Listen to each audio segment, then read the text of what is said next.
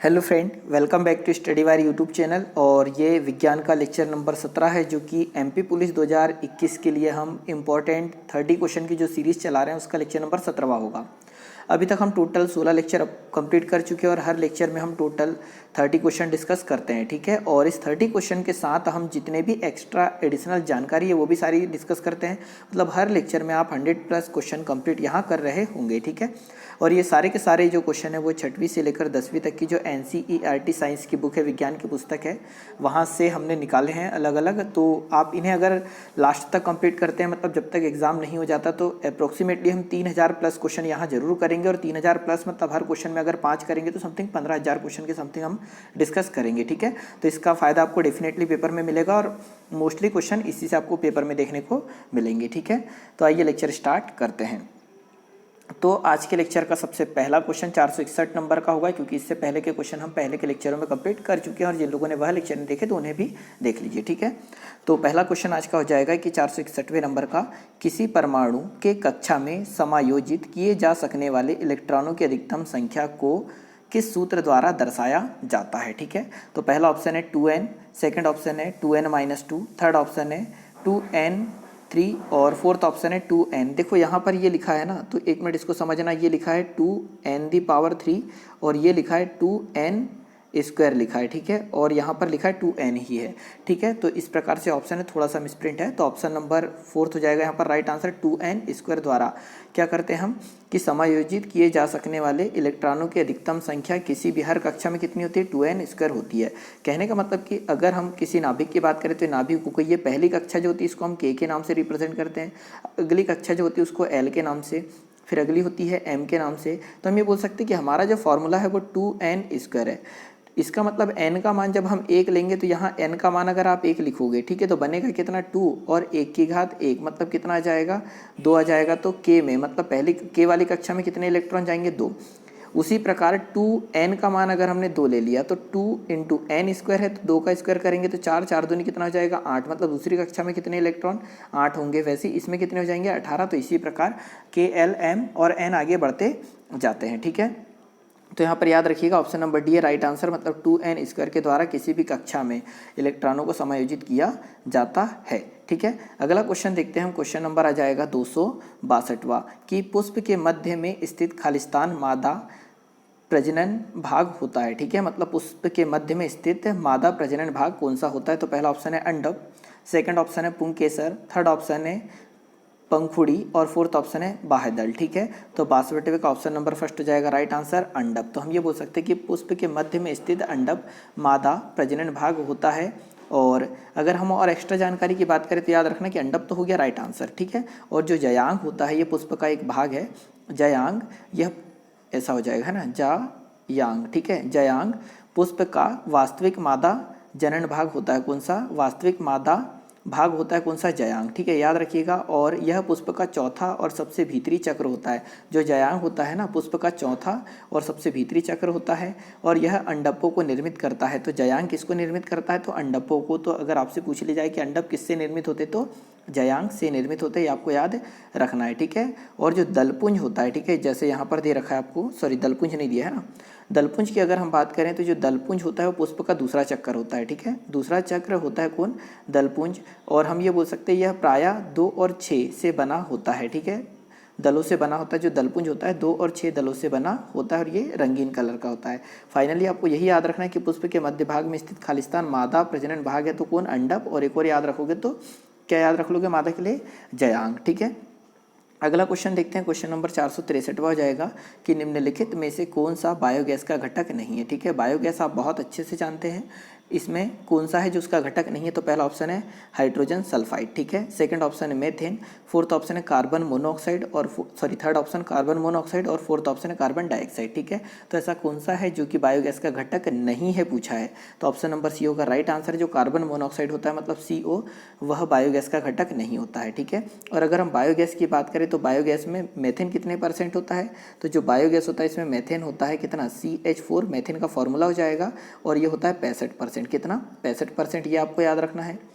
और अगर हम बात करें तो देखो ये कार्बन मोनोऑक्साइड इसका घटक नहीं था, कौन का, बायोगैस का। तो कार्बन मोनोऑक्साइड का फॉर्मूला CO होता है। एक चीज़ और याद रखना कि जो कार्बन मोनोऑक्साइड है इसको मीठा जहर कहा जाता है, ठीक है। अगर आपसे कभी पूछ लिया जाए कि मीठा जहर किसे कहा जाता है तो कार्बन मोनोऑक्साइड को कहा जाता है, ठीक है। अगले क्वेश्चन की ओर चलते हम। क्वेश्चन नंबर हो जाएगा 464वां कि न्यूलैंड के अष्टकों के नियम में निम्न तत्वों में से कौन सा एक अंतिम तत्व थे, ठीक है। तो न्यूलैंड का अष्टक नियम हम कई बार चर्चा कर चुके, तो इसके अष्टक नियम में क्या बोला, कौन सा तत्व अंतिम तत्व था वो हमसे पूछा गया है। तो पहला ऑप्शन है ब्रोमीन, सेकंड ऑप्शन है हाइड्रोजन, थर्ड ऑप्शन है थोरियम और फोर्थ ऑप्शन हो जाएगा रुबिडियम, ठीक है। तो ऑप्शन नंबर सी हो जाएगा यहाँ पर राइट आंसर की जो TH था थोरियम, यह न्यूलैंड के अष्टक नियम मतलब इन्होंने जितने तत्व जमाए थे उसका अंतिम तत्व था क्या, थोरियम, ठीक है। और थोरियम कौन से नंबर का तत्व था, तो 56वें नंबर का, ये याद रखना है। न्यूलैंड का अष्टक नियम दिया कब गया था, तो हम बार बार बता चुके हैं 1866 में न्यूलैंड का अष्टक नियम दिया गया था। न्यूलैंड थे कहाँ के, तो ये ब्रिटेन के थे, ये भी आपको याद रखना है। न्यूलैंड का नियम कितने तत्वों तक लागू होता था, तो 20 तत्वों तक लागू होता है और 20वां तत्व क्या था, कैल्शियम। पर अंतिम तत्व की बात करें तो थोरियम था, ठीक है। ये सारी चीज़ें आपको याद रखना है, ठीक है। और अगर यहाँ पर थोरियम की बात हुई है तो थोरियम का संकेत तो आपको याद हो ही गया होगा TH, ठीक है।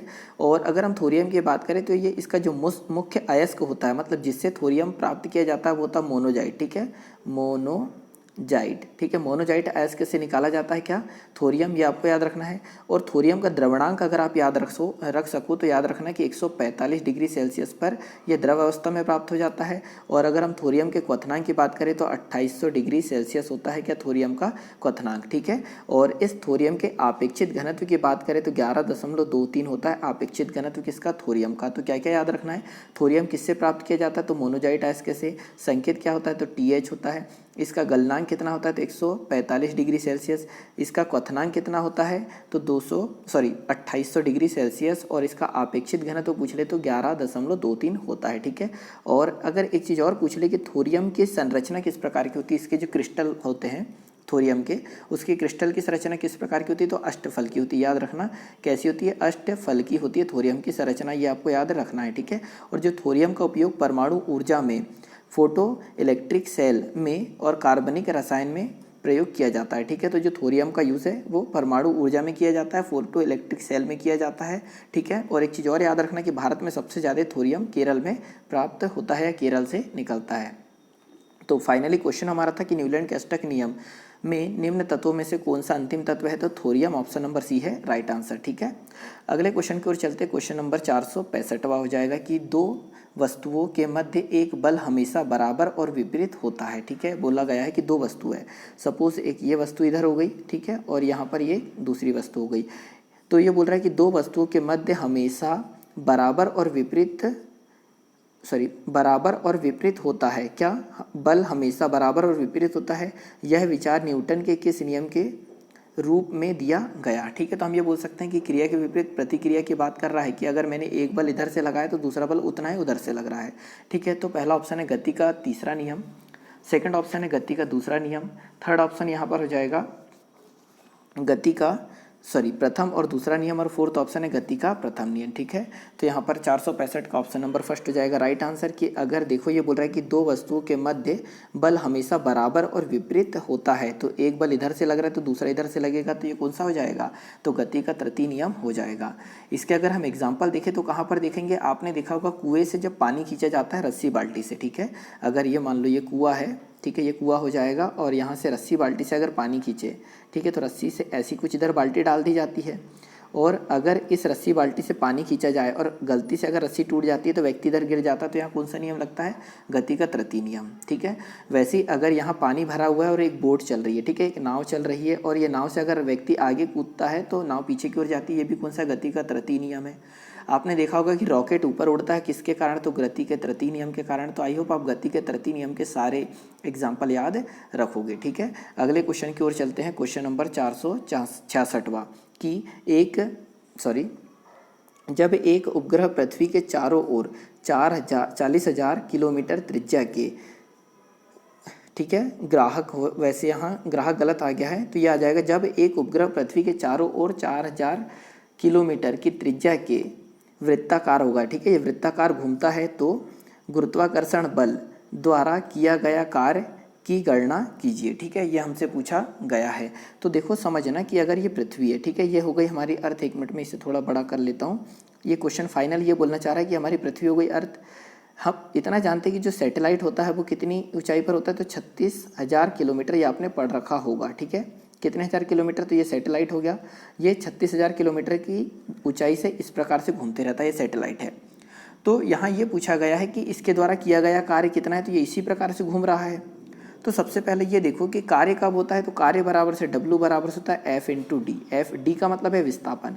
तो हम इतना जानते हैं कि जब बार बार वह घूमकर एक ही जगह पर आ जाएगा, मतलब विस्थापन हो गया, क्या कुछ भी नहीं होगा, तो किया गया कार्य कितना होगा, 0 होगा। तो ऑप्शन नंबर फर्स्ट है राइट आंसर।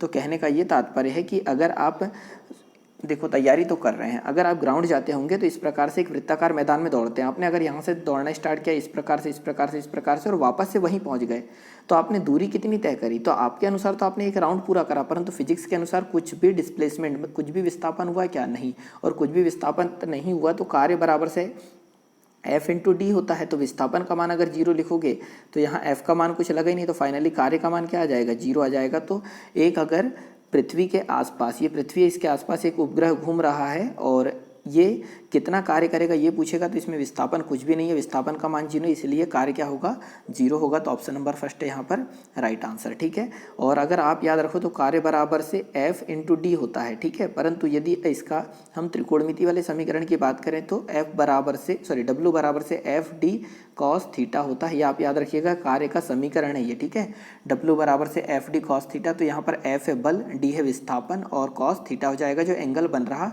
होता है वो।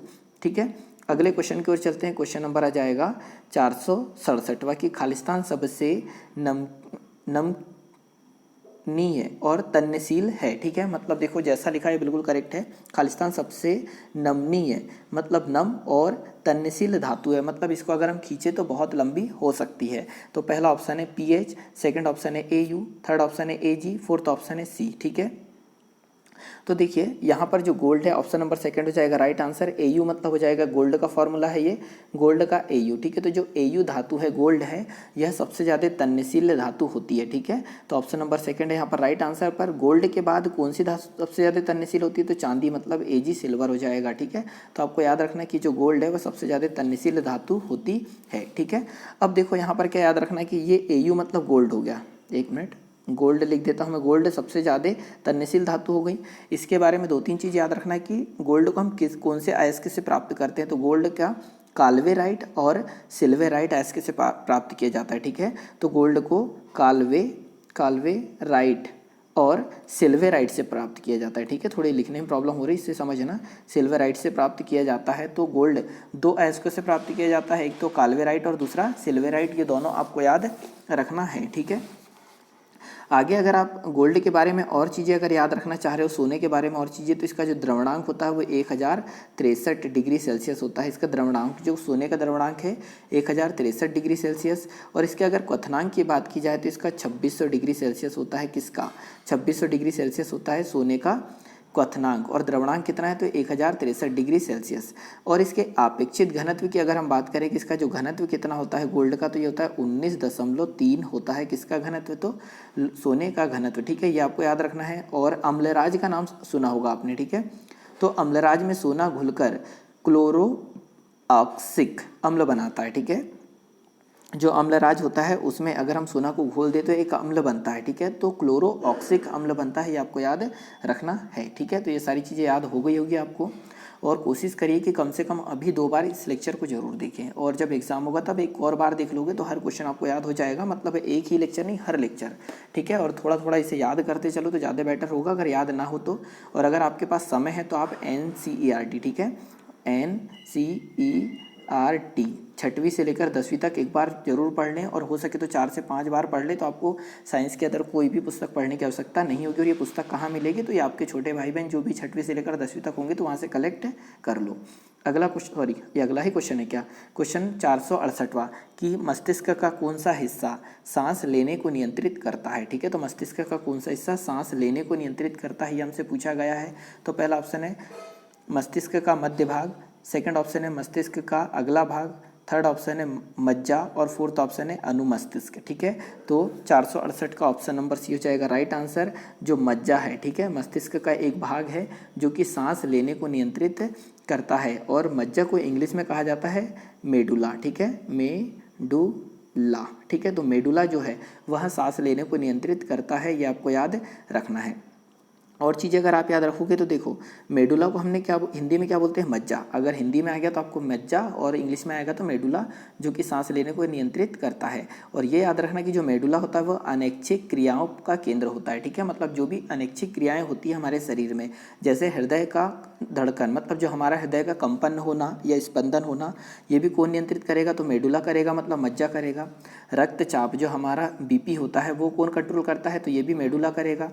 श्वसन, हम अगर सांस ले रहे हैं तो हमें याद रखने की आवश्यकता नहीं होती सांस लेते समय, तो भी कौन नियंत्रित करता है, तो मेडुला करता है। ठीक है, तो वो सारी क्रियाएं जो हमारे शरीर में डायरेक्टली होती है, ठीक है, मतलब जिसे हमें नियंत्रित नहीं करना होता है वो कौन करता है, तो मेडुला पार्ट करता है, ये आपको याद रखना है। जैसे हम ये बोल सकते हैं कि खांसना, छींकना, उल्टी या पाचक रसों का स्त्राव, ये सारी चीज़ें भी इसके अंतर्गत आएगी। ठीक है, तो ये सारी चीज़ें याद हो गई होगी आपको कि हृदय का स्पंदन करना, रक्तचाप, श्वसन गति, खांसना, छींकना, उल्टी करना, पाचक रसों का स्त्रावित करना, ये सारे के सारे मेडुला या फिर मज्जा ये क्या करता है, नियंत्रित करता है। ये सारी की सारी अनैच्छिक क्रियाएं हैं। ठीक है, ये आप याद रखोगे।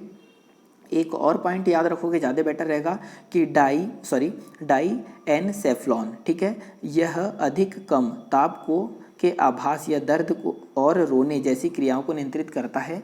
मस्तिष्क का एक पार्ट होता है डाई एनसेफ्लॉन। ठीक है, मैं चाहूँ तो यहाँ लिख देता हूँ, थोड़ा सा वीडियो लंबा ही होगा, इससे ज़्यादा कुछ नहीं होगा। डाई एनसेफ्लॉन, लॉन, ठीक है, तो ये नाम है डाई एनसेफ्लॉन।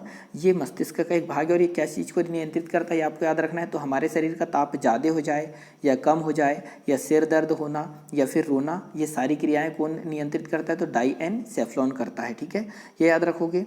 अब एक चीज़ और याद रख लो कि ये अनुमस्तिष्क जो है, ठीक है, अनुमस्तिष्क को एक नाम और से जानते हैं जिसे बोलते हैं मेटेनसेफ्लॉन। ठीक है, मेटेनसीफेलॉन कहा जाता है किसको, अनुमस्तिष्क को, ये आपको याद रखना है। ठीक है, और एक पॉइंट और याद रख लो, जब अगर आप इतना पढ़ ही रहे हैं तो थोड़ा बैक करके देख लोगे ज़्यादा बेटर रहेगा। एक होता है सेरिब्रल पेंडनकल, ठीक है, एक मस्तिष्क का भाग है सेरिब्रल पेंडनकल, यह जंतुओं का बंडल होता है। ठीक है, जंतुओं का बंडल होता है जो सेरिब्रल कॉर्टेक्स और मस्तिष्क के अन्य भागों एवं मेरुरज्जु को जोड़ता है। कौन, तो सेरिब्रल पेंडनकल, ये मस्तिष्क और मेरुरज्जु को जोड़ता है, इतना याद रख लोगे ज़्यादा बेटर है। फाइनली इस क्वेश्चन का आंसर क्या था, अनैच्छिक क्रिया को नियंत्रित कौन करेगा, तो मज्जा करेगा, और मज्जा को ही हम मेडुला कहते हैं। अगला क्वेश्चन हो जाएगा क्वेश्चन नंबर 469वां। तो 469वां क्वेश्चन है कि प्रबल अम्ल से के संबंध में, ठीक है, प्रबल अम्ल के संबंध में निम्नलिखित में से कौन सा कथन गलत है। तो देखो, प्रबल अम्ल की बात कर रहा है और कौन सा कथन गलत है वो हमसे पूछा है, मतलब जो 4 कथन दिए हैं इनमें से एक गलत होगा, वो हमें बताना है। तो पहला ऑप्शन है प्रबल अम्ल अन्य पदार्थ जैसे कार्बोनेट और धातु हाइड्रोजन कार्बोनेट के साथ बहुत तेजी से अभिक्रिया करते हैं। ठीक है, जो प्रबल अम्ल है वो अन्य धातु कौन सी कार्बोनेट हो, कोई भी कार्बोनेट हो सकता है, ठीक है, आयरन कार्बोनेट हो सकता है, कॉपर कार्बोनेट हो सकता है, कोई भी हो सकता है, धातु हाइड्रोजन कार्बोनेट के साथ बहुत तेजी से अभिक्रिया करता है, तो बिल्कुल ये सही है। ठीक है, जो प्रबल अम्ल होता है वो कार्बोनेट और हाइड्रोजन धातु कार्बोनेट के साथ बहुत अधिक तीव्रता से क्रिया करता है। सेकंड ऑप्शन है यहाँ पर हाइड्रो, देखो इसने गलत वाला पूछा है, तुमको गलत छांटना है, तो पहला तो सही है। फिर हाइड्रोक्लोरिक अम्ल और सल्फ्यूरिक अम्ल और नाइट्रिक अम्ल प्रबल एसिड होते हैं, तो ये भी बिल्कुल सही है कि जो हाइड्रोक्लोरिक अम्ल मतलब HCl, ठीक है, हाइड्रोक्लोरिक अम्ल का फॉर्मूला HCl होगा। सल्फ्यूरिक अम्ल मतलब H2SO4, ठीक है, सल्फ्यूरिक अम्ल, और नाइट्रिक अम्ल हो जाएगा HNO3। तो हमसे यहाँ ये बोला है कि हाइड्रोक्लोरिक अम्ल, सल्फ्यूरिक अम्ल और नाइट्रिक अम्ल प्रबल एसिड होते हैं, तो ये भी बिल्कुल सही है। थर्ड ऑप्शन की अगर हम बात करें तो अम्ल वह रासायनिक पदार्थ है जो स्वाद में नमकीन होते हैं, तो हमसे यहाँ गलत पूछा था, तो ऑप्शन नंबर सी ही है गलत। परंतु हमसे गलत पूछा है तो गलत सी है, मतलब ऑप्शन नंबर सी क्या हो जाएगा हमारा आंसर, क्योंकि जो अम्ल होते हैं स्वाद में नमकीन नहीं होते हैं, कैसे होते हैं, तो ये खट्टा होता है। कौन, अम्ल स्वाद में कैसा होता है, खट्टा, पर यहाँ लिखा है नमकीन, और हमसे गलत पूछा था, तो ऑप्शन नंबर सी हो जाएगा राइट आंसर। फोर्थ भी सही है यहाँ कि सभी खनिज अम्ल प्रबल होते हैं। ठीक है, मतलब ये भी आपको याद रखना कि जितने भी खनिज अम्ल होते हैं वह सारे के सारे प्रबल होते हैं। तो हमें यहाँ पर ऑप्शन नंबर सी है राइट आंसर, जो कि गलत है। ठीक है, ये चीज़ें आप याद रखोगे। अब अम्ल के कुछ गुण याद रख लो। देखो अम्ल की जब बात हो ही गई है तो अम्ल के इतने गुण याद रख लोगे तो आपको कभी भी अम्ल से रिलेटेड क्वेश्चन गलत नहीं होगा। तो अम्ल का पहला गुण ये है कि अम्ल स्वाद में कैसा होता है, तो खट्टा होता है। ठीक है, याद हो गया, अम्ल स्वाद में खट्टा होता है। सेकंड पॉइंट ये याद रखोगे कि अच्छे एवं प्रबल अम्ल विद्युत के सुचालक होते हैं। याद रखना कि जो अच्छे और प्रबल अम्ल है वो विद्युत के कैसे होते हैं, सुचालक होते हैं, मतलब इससे विद्युत धारा प्रभावित हो जाती है। अगला पॉइंट याद रखना कि अम्ल धातु से क्रिया कर हाइड्रोजन गैस मुक्त करता है। ये मोस्ट इंपॉर्टेंट पॉइंट है कि जो अम्ल है वह धातु से अगर क्रिया करेगा तो कौन सी गैस निकलेगी, हाइड्रोजन गैस निकलेगी, ये आप याद रखोगे। फिर अगला है कि भस्म या क्षार से प्रतिक्रिया करके लवण या जल बनाता है। मतलब जो अम्ल की अगर क्रिया हम भस्म या क्षार से कर दिया जाए या करवा दे तो लवण और जल बनेगा, ये आपको याद रखना है। ठीक है, और अम्ल की बात हो रही तो अम्ल इससे ये भी याद रख लो कि जो अम्ल है वो नीले लिटमस को कैसा कर देता है, लाल कर देता है। तो अम्ल जो नीला लिटमस होता है नीले को कैसा कर देता है, लाल कर देता है। ठीक है, और जो मिथाइल ऑरेंज होता है, ठीक है, मिथाइल ऑरेंज होता है उसको अम्ल कैसा कर देता है, तो उसको भी लाल कर देता है। याद रखना है कि जो अम्ल है वो मिथाइल ऑरेंज हो या फिर नीला लिटमस उसको कैसा कर देता है, लाल कर देता है। अब जब इतना देख ही लिया है तो क्षार के बारे में 2-3 पॉइंट याद रख लो कि क्षार का स्वाद कैसा होता है, तीखा या कड़वा होता है। ठीक है, जो क्षार होता है, ठीक है, क्षार, ये इसका स्वाद होता है तीखा या कड़वा होता है। और ये लाल लिटमस को नीला करता है कौन, क्षार। और मिथाइल ऑरेंज को कैसा कर देता है, क्षार, पीला कर देता है। और जो क्षार है फिनाप्थेलिन को गुलाबी करता है। याद रखना कि क्षार जो है फिनाप्थेलिन को गुलाबी कलर का कर देता है और मिथिल ऑरेंज को पीला कर देता है। ठीक है, तो ये सारी चीज़ें आपको याद रखना है। हो सकता है लेक्चर बड़ा हो रहा है परंतु कोई प्रॉब्लम नहीं, अगर आप ये सारी चीज़ें सुन लोगे तो आपको मोस्टली चीज़ें आपकी कवर होते रहेगी। अगला क्वेश्चन है 470वें नंबर का कि डीएनए का एक खंड जो एक प्रोटीन की जानकारी प्रदान करता है उसे खालिस्तान कहा जाता है। बहुत अच्छा क्वेश्चन है कि जो डीएनए आप पढ़ते हैं, ठीक है, डीएनए का एक खंड जो एक प्रोटीन की जानकारी प्रदान करता है उसे खालिस्तान कहा जाता है। तो पहला ऑप्शन है केंद्रक, सेकंड ऑप्शन है लयनकाय, थर्ड ऑप्शन है जीन और फोर्थ ऑप्शन है गुणसूत्र। ठीक है, तो ऑप्शन नंबर सी हो जाएगा यहाँ पर राइट आंसर कि डीएनए का एक खंड जो एक प्रोटीन की जानकारी प्रदान करता है उसे कहते हैं जीन कहा जाता है। क्या कहते हैं, जीन। ये आपको याद हो चुका है। अगली चीज़ याद रखिएगा, अगर यहाँ से आप रख सकते हो तो जो क्रोमेटिन जालिका डीएनए और प्रोटीन की बनी होती है। ठीक है, तो यहाँ 1-2 पॉइंट याद रख लीजिए कि कोशिका और केंद्रक की खोज आपको पता ही है कि कोशिका के अंदर जो केंद्रक होता है, ठीक है, तो केंद्रक के अंदर क्रोमेटिन होते हैं, वो डीएनए और प्रोटीन के बने होते हैं, हिस्टोन प्रोटीन के। ठीक है, चीज़ें समझना, डीएनए की बात आई है तो सबसे पहले ये हो गई कोशिका। कोशिका के अंदर होता है केंद्रक, यहाँ पर होता है जीव के, ये कौन सा, कोशिका द्रव्य, ये केंद्रक होता है। केंद्रक के अंदर ऐसी ऐसी ये जालिका होती है, इसको बोलते हैं क्रोमेटिन। क्या बोलते हैं, क्रोमेटिन। जब क्रोमेटिन टूट कर मोटे हो जाते हैं तो उसको बोलते हैं गुणसूत्र। और इस गुणसूत्र के अंदर होता है क्या, डीएनए और प्रोटीन। तो इस गुणसूत्र के अंदर होता है डीएनए और प्रोटीन होता है। और प्रोटीन कौन सा होता है, तो हिस्टोन प्रोटीन होता है। याद रखना कि जो गुणसूत्र है किससे बना होता है, तो डीएनए और हिस्टोन प्रोटीन से होता है। और डीएनए की कार्यात्मक इकाई की बात करें तो क्या होती है, जीन होती है। ठीक है, ये सारी चीज़ें अगर आप याद रख सकते हैं तो बहुत अच्छी बात है। यहाँ पर इस केंद्रक की बात आई थी तो केंद्रक की खोज की थी रॉबर्ट ब्राउन ने 1831 में। ठीक है, वैसे तो इसमें बहुत सारे पॉइंट है परंतु इतना आपके लिए पर्याप्त है। अगला क्वेश्चन नंबर 471वां हो जाएगा। 471वां क्वेश्चन कुछ इस प्रकार से है कि ओम के नियम के अनुसार निम्नलिखित में से कौन सा कथन सत्य है। ठीक है, तो जो ओम का नियम है, ओम का नियम होता क्या है, तो आपको ये समीकरण तो पता होगा, V बराबर से क्या है, IR। अगर आपने पिछले सारे लेक्चर देखे होंगे तो आपको ये सारी चीज़ें पता होगी कि ओम का नियम होता है V बराबर से IR। एक्चुअल में था क्या, V प्रोपोर्शनल टू I, ऐसी कुछ था क्या, या फिर हम ये बोल सकते हैं, ठीक है, V प्रोपोर्शनल टू क्या था, I था। ये आपको पता होगा, आपने 9th या 10th अच्छे से पढ़ के आए होंगे तो ये आपने पढ़ा होगा। तो देखो ओम का नियम एक्चुअल में हमने पढ़ा था क्या, कि किसी चालक से प्रवाहित होने वाली धारा, ठीक है, किसी चालक से प्रवाहित होने वाली धारा इनके दोनों सिरों पर उत्पन्न विभवांतर के क्या होती है, समानुपाती होती है। ये आपने थ्योरी पढ़ी है, ये ओम का नियम है। तो हमसे क्या बोला है कि कौन सा कथन सत्य है, वो हमसे पूछा गया है। ठीक है, तो यहाँ ऑप्शन नंबर सी देखो कि किसी तार से प्रवाहित होने वाली विद्युत धारा की मात्रा उस तार के मध्य आ जाएगा, वैसे सिरों आएगा। ठीक है, यहाँ सिरों के मध्य विभवांतर की क्या होती है, समानुपाती होती है। तो ऑप्शन नंबर सी हो जाएगा यहाँ क्या, राइट आंसर। ठीक है, तो ये चीज़ें आपको याद रखना है। अब देखो ये तो आपने अगर पढ़ा होगा तो ये आपको डायरेक्ट याद था होगा, बाकी इसको याद ही करना है, ये एक उसकी थ्योरी है, ठीक है। पर एक मोस्ट इंपॉर्टेंट चीज़ याद रखना है कि जो ओम थे, ठीक है, ये ओम थे, इनका वैसे एक्चुअल नाम क्या था, जॉर्ज साइमन ओम, ठीक है। जो ओम थे एक व्यक्ति थे, वैज्ञानिक थे, इनका नाम क्या था, जॉर्ज साइमन ओम। और ये थे कहाँ के, तो जर्मनी के थे। ये इंपॉर्टेंट पॉइंट आता है कि अगर आपसे पूछ लिया जाए कि जो ओम थे जॉर्ज साइमन ओम, ये थे कहाँ के, तो जर्मनी के थे, ये आपको याद रखना है। और ओम का नियम बताता है क्या है, वी बराबर से आई आर, ये आपको याद रखना है। यहाँ वी विभवांतर है, आई विद्युत धारा है, और आर क्या हो जाएगा, प्रतिरोध हो जाएगा, ठीक है। और प्रतिरोध का ऐसा ही मात्रा क्या होता है, तो ओम होता है। अगला क्वेश्चन, क्वेश्चन नंबर 372वां, तो सॉरी 472वां, कि निम्न में से कौन सा कथन त्रुटिपूर्ण है, ठीक है।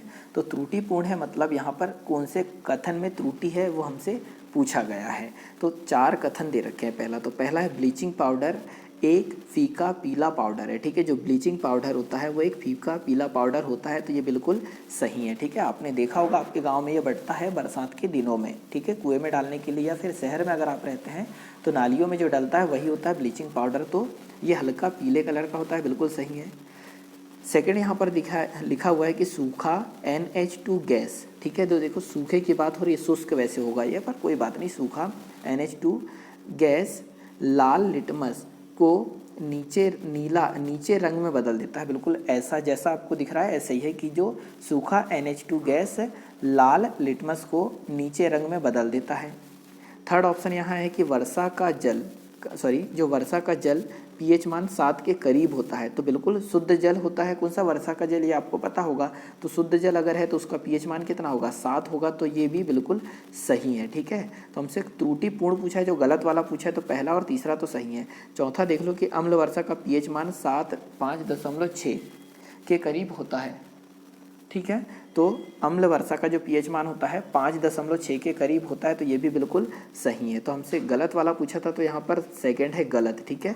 मतलब केवल सेकंड होगा गलत, मतलब ऑप्शन नंबर डी है यहाँ पर राइट आंसर, कि जो सूखा NH2 है, अगर ये सूखा नहीं होता, गीला अगर होता तो ये सही था, परंतु यहाँ सूखा लिख दिया, तो सूखा NH2 लाल लिटमस को कोई परिवर्तन नहीं करेगा, इसीलिए ऑप्शन नंबर सेकंड है राइट आंसर। बाकी आपको ये तीनों पॉइंट याद रखना है कि ब्लीचिंग पाउडर हल्का पीले कलर का पाउडर होता है, वर्षा के जल का जो pH मान करीब 7 होता है, और अम्ल वर्षा जब अगर वर्षा का जो ये है अम्ल, मतलब जो वर्षा हो रही है उसका pH मान अगर 5.6 के करीब आ जाए तो वह अम्ल वर्षा कहलाती है। अगला क्वेश्चन है क्वेश्चन नंबर 473वां।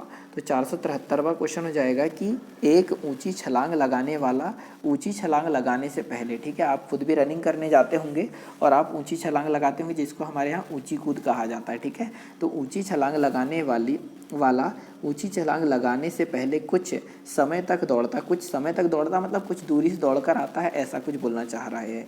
तो कुछ समय तक दौड़ता है ताकि खालिस्तान का जड़त्व लंबी छलांग लेने में मदद करे, ठीक है। तो ये मैंने आपको पहले कभी ना कभी एक बार समझाया है, पर फिर भी आप याद रखो। पहला ऑप्शन है दिशा, सेकंड ऑप्शन है गति, थर्ड ऑप्शन है आराम, और फोर्थ ऑप्शन हो जाएगा आकार।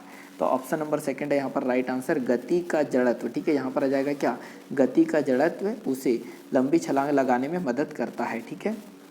तो ये आपको याद रखना कि जो जड़त्व होता है, ठीक है, जड़त्व जो होता है वो 2 प्रकार का होता है। एक होता है गति का जड़त्व और एक होता है विराम का जड़त्व, ठीक है। विराम का जड़त्व ये दोनों कहाँ कहाँ देखने को मिलते हैं, तो पहले मैं विराम के जड़त्व की बता दूं कि अगर मान लो आप ट्रेन में बैठे या बस में बैठे, जैसे ही अचानक ट्रेन चलना या फिर बस चलना स्टार्ट करती है तो आप पीछे की ओर गिरते हैं। इसका मतलब कि आप विराम में थे, आपको गति मिली तो आपको पीछे की ओर हुए।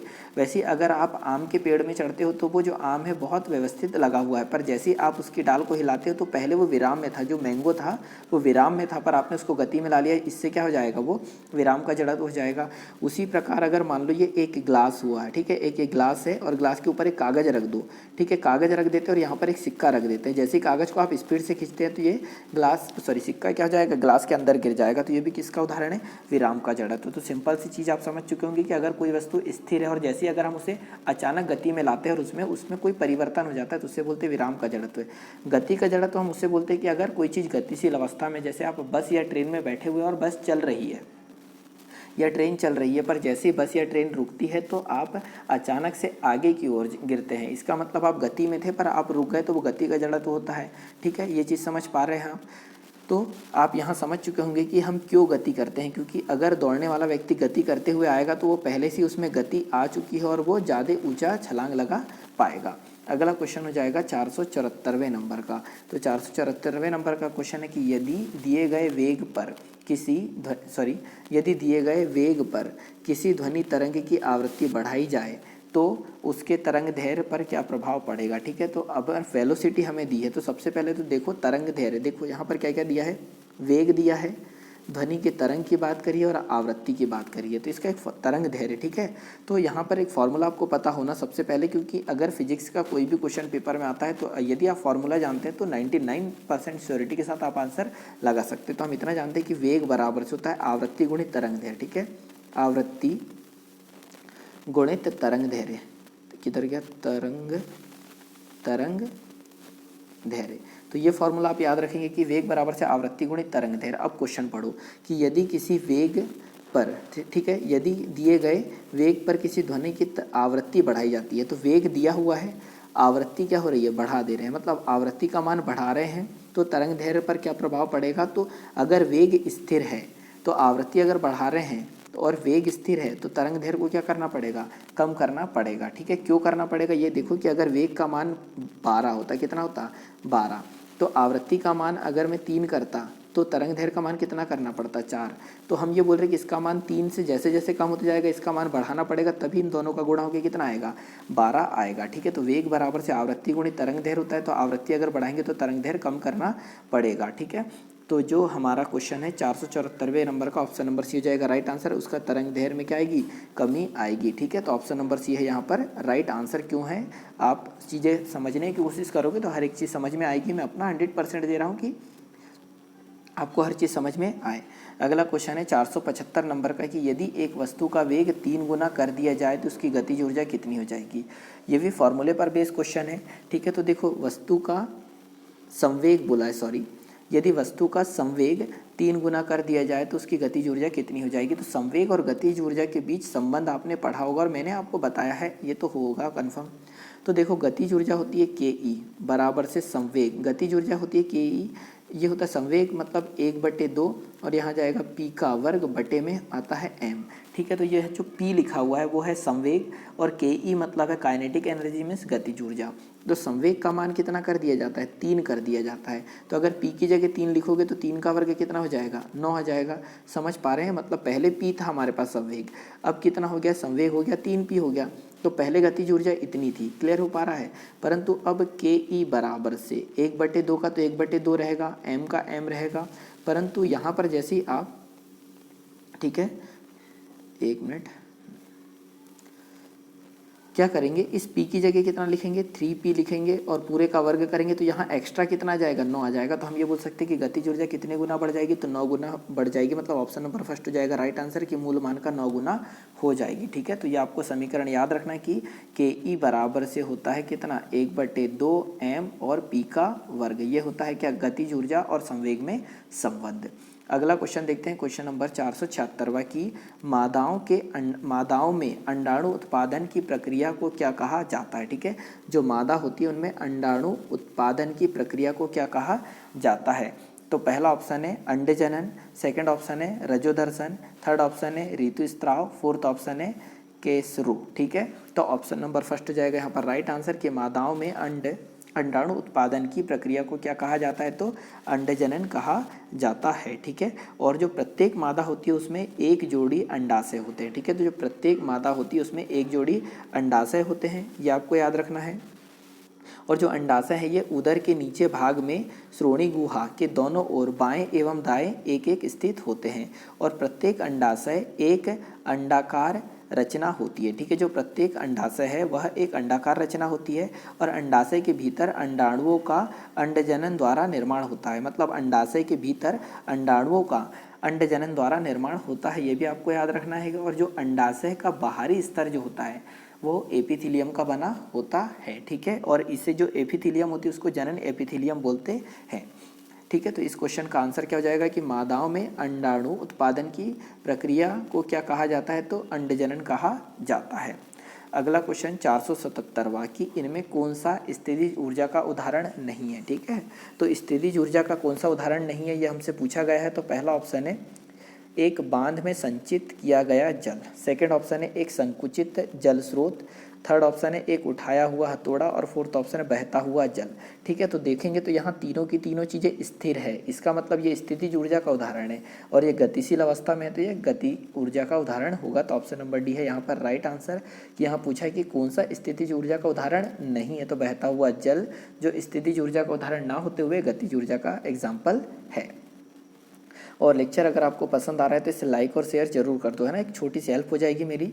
अगला क्वेश्चन है 478वां कि जब खालिस्तान की अधिक मात्रा का सेवन किया जाता है, ठीक है, मतलब हम किसका अधिक सेवन कर लें तो यह उपापचय की प्रक्रिया को धीमी कर देता है। ठीक है, उपापचय की प्रक्रिया को क्या कर देता है, धीमी कर देता है, और केंद्रीय तंत्रिका तंत्र को अवनति करता है। ठीक है, तो किसका अधिक सेवन से, तो पहला ऑप्शन हो जाएगा एथेनॉल, सेकंड ऑप्शन है प्रोपेनॉल, थर्ड ऑप्शन है मेथेनॉल और फोर्थ ऑप्शन हो जाएगा ब्यूटोनॉल। ठीक है, तो 478वें का ऑप्शन नंबर फर्स्ट हो जाएगा राइट आंसर। जो एथेनॉल होता है जिसे हम एल्कोहल के नाम से जानते हैं या दारू के नाम से जानते हैं। ठीक है, तो जो एथेनॉल होता है फॉर्मूला क्या होता है एथेनॉल का, C2H5OH। याद रखना है कि एथेनॉल का फॉर्मूला होता है C2H5OH, और इसका अधिक सेवन कर लेने से, मदिरा है एक प्रकार का, है ना, उसी की ही बात हो रही है यहाँ पर। इसका अधिक सेवन कर लेने से होता क्या है, तो उपापचय की प्रक्रिया धीमी हो जाती है और केंद्रीय तंत्रिका तंत्र की अवनति हो जाती है, मतलब तुरंत में काम नहीं करता है। अगला क्वेश्चन देखते हैं, क्वेश्चन नंबर आ जाएगा 479। ठीक है, 479।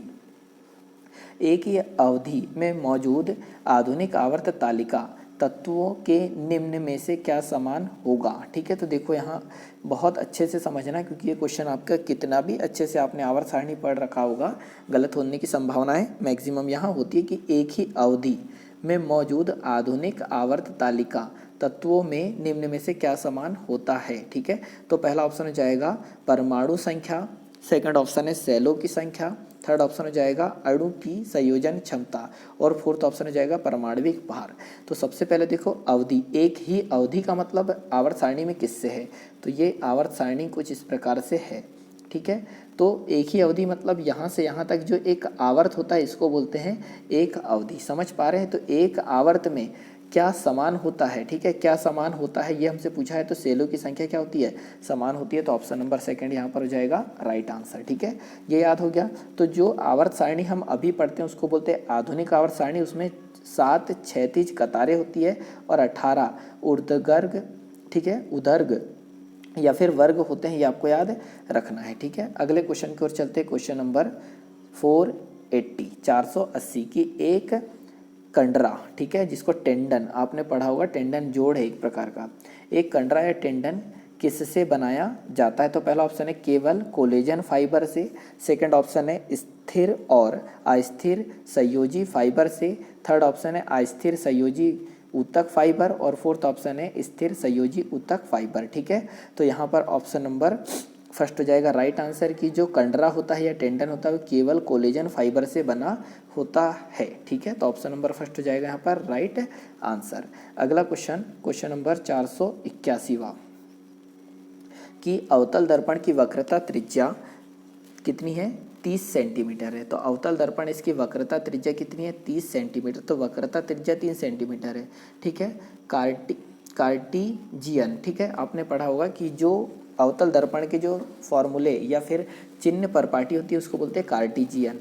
तो कार्टिजियन साइन कन्वेंशन के अनुसार इनकी फोकस लंबाई को किस तरह से व्यक्त किया जाएगा। ठीक है, तो पहला ऑप्शन है -3 सेंटीमीटर, सेकंड ऑप्शन है -15 सेंटीमीटर, थर्ड ऑप्शन है +15 सेंटीमीटर, और फोर्थ ऑप्शन हो जाएगा +30 सेंटीमीटर। ठीक है, तो यहाँ पर देखो सबसे पहले कि ये वक्रता त्रिज्या और किसकी बात हो रही है, फोकस दूरी की। तो वक्रता त्रिज्या और फोकस दूरी में आपको ये पता होगा कि 2f बराबर से क्या होता है, वक्रता त्रिज्या, मतलब क्या हो जाएगा यहाँ पर r हो जाएगा। तो वक्रता त्रिज्या 30 दी है, तो यहाँ 30 बराबर से कितना हो जाएगा, 2f हो जाएगा। क्लियर है, 2 से काटेंगे तो आ जाएगा 15, तो f का माना जाएगा 15। तो आपके अनुसार तो ऑप्शन नंबर सी राइट होना चाहिए आंसर। ठीक है, परंतु ये अवतल दर्पण की बात हो रही, तो अवतल दर्पण में फोकस दूरी को क्या लेते हैं, हम माइनस लेते हैं, तो ऑप्शन नंबर सेकेंड हो जाएगा यहाँ पर राइट आंसर के -15 सेंटीमीटर क्या होगा अवतल दर्पण का ये कार्टिजियन साइन कन्वेंशन के अनुसार -15 सेंटीमीटर इसे कहेंगे। ये फॉर्मूला आप याद रखना कि फोकस दूरी का दुगुना होती है वक्रता त्रिज्या, ठीक है। मतलब फोकस दूरी का दुगुना होती है वक्रता त्रिज्या, या त्रिज्या का आधा होती है कौन, फोकस। ये आप याद रखोगे। अगला क्वेश्चन है क्वेश्चन नंबर 482, ठीक है, 482 की हेलोजन के में उच्चतम इलेक्ट्रॉन बंधुता वाला तत्व कौन सा है। मतलब ये सिंपल सा पूछा गया है कि जो हेलोजन तत्व होते हैं उसमें सबसे अधिक उच्चतम इलेक्ट्रॉन बंधुता किसकी होती है। तो पहला ऑप्शन है एफ मतलब फ्लोरीन, सेकंड ऑप्शन है आई मतलब आयोडीन, थर्ड ऑप्शन है Br मतलब ब्रोमीन, और फोर्थ ऑप्शन है क्लोरीन, ठीक है। तो ऑप्शन नंबर डी हो जाएगा राइट आंसर। जो क्लोरीन होता है इसकी उच्चतम इलेक्ट्रॉन बंधुता होती है, तो ऑप्शन नंबर डी होगा यहाँ पर क्या, राइट आंसर। ये आपको याद रखना है। और हेलोजन तत्व कौन से समूह में है, तो 17 समूह में होते हैं। तो सबसे ऊपर होता है फ्लोरीन, फिर होता है क्लोरीन, फिर होता है ब्रोमीन, फिर होता है आयोडीन, और फिर होता है एटी एस्टाटीन। ये आपको याद रखना है, ठीक है। अगला क्वेश्चन देखते हैं क्वेश्चन नंबर 483 कि हाल ही में एक अंतर्राष्ट्रीय टायर कंपनी ने बैडमिंटन नवीन PV सिंधु को अपना ब्रांड एम्बेसडर नियुक्त करा है। करेंट का क्वेश्चन डल गया पर कोई दिक्कत नहीं, इसका आंसर मैं डायरेक्ट बता देता हूँ। तो ये आ जाएगा ब्रिज स्टोन, ठीक है। तो ब्रिज स्टोन की ब्रांड एम्बेसडर बन गए कौन, PV सिंधु। अगला क्वेश्चन है क्वेश्चन नंबर 484 कि ब्राउनियन गति की खोज किसने की थी, ठीक है। ब्राउनी गति के बारे में आप जानते होंगे, तो यहाँ पर यही पूछा है कि ब्राउनियन या ब्राउनी गति की खोज किसने की थी। तो पहला ऑप्शन है आइजैक न्यूटन, सेकंड ऑप्शन है यहाँ पर जॉन ब्राउन, थर्ड ऑप्शन है मेंडल ब्राउन, और फोर्थ ऑप्शन है रॉबर्ट, ठीक है। तो ब्राउनी गति की खोज करी थी रॉबर्ट ने, तो ऑप्शन नंबर फोर्थ है यहाँ पर राइट आंसर। और आप में से मुझे ऐसा लगता है कि मैक्सिमम लोगों का ये गलत हुआ होगा, जो भी आप सोच रहे होंगे उसके अनुसार। तो ब्राउनी गति की खोज कौन ने करी थी, रॉबर्ट ब्राउन। यहाँ ब्राउन लिखा नहीं है, वो हमने नहीं लिखा था, ठीक है। रॉबर्ट ब्राउन ने खोज की थी किसकी, ब्राउनी गति की, आपको याद रखना है। अगला क्वेश्चन है 485 की जब कई प्रतिरोध, ठीक है, कई प्रतिरोध मतलब बहुत सारे प्रतिरोध की बात हो रही है, खालिस्तान में जोड़े जाते हैं, ठीक है। कौन से क्रम में जोड़े जाते हैं उसका पूछा गया है, पर उसका एक्सप्लेनेशन आगे है। तो उनका संयुक्त प्रतिरोध न्यूनतम प्रतिरोध से कम होता है, ठीक है। मतलब हम किस प्रकार से प्रतिरोधों को जोड़ें कि उनका न्यूनतम प्रतिरोध से क्या हो जाए, उनका संयुक्त प्रतिरोध जो हो न्यूनतम प्रतिरोध से क्या हो जाए, कम हो जाए। ये हमसे पूछा गया है। तो आप ये देखो कि अगर हम क्या करें कि किसी भी प्रतिरोध को दो प्रकार से जोड़ते हैं, आपको पता होगा। एक तो इस प्रकार से, एक मिनट में आपको डायग्राम बना के बता देता हूँ। ये 3 प्रतिरोध हमने ले लिए, तो एक तो इस प्रकार से जोड़ता है, ठीक है, इसको हम बोलते हैं समांतर क्रम। कौन सा बोलते हैं, समांतर क्रम। और एक इस प्रकार से जोड़ा जाता है प्रतिरोधों को, इसे कहा जाता है श्रेणी क्रम, ठीक है।